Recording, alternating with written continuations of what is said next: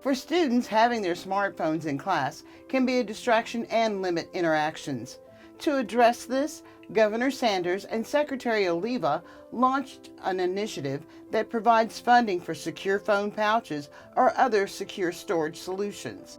This isn't about taking anything away. This is about giving students the freedom to enjoy a phone-free education. I think that's one of the most important takeaways and certainly one of the most important messages for us to communicate to our young people. You know, district administrators and teachers began seeing more and more students so engaged in their phones and not in each other and not in the schoolwork, and so Bentonville West took on a pilot within the district where students were not allowed to have cell phones during instructional time.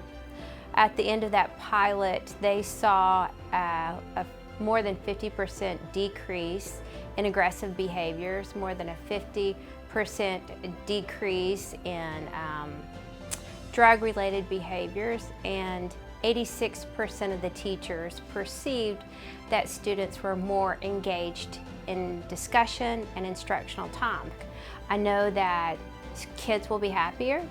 I know they'll be more engaged in their education. I think we're going to see academic achievement increase, and I think every factor related to behavior will decrease. I'm at a 5-8 campus, and we've actually been phone free for the last 5 to 6 years.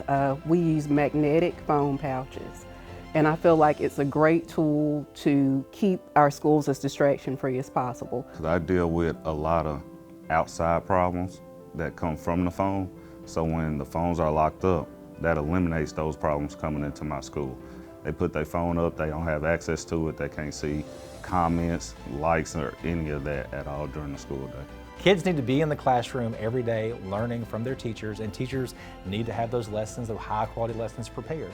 So, you know, we're incentivizing, I think, the right behavior for focus inside of the classrooms. So we talk a lot about the negative behaviors, but I think the positive behavior should be highlighted too. There's more collaboration, there's more students talking to each other, there's more opportunities for teachers to have an engaged student in class every single day.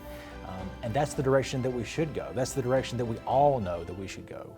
It used to be where kids had their phones from 8 o'clock to 3:20, but now they don't have their phones anymore. So it's better in the classrooms.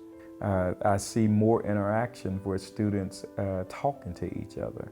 That's one of my biggest pluses on this thing, is because kids are so in tuned into that cell phone that they're not visiting with one another. And so they're doing that more, and we put out games like board games and things like that to give them access to something to do while they communicate. So I've seen a difference in them communicating better one-on-one or in groups together instead of using that cell phone.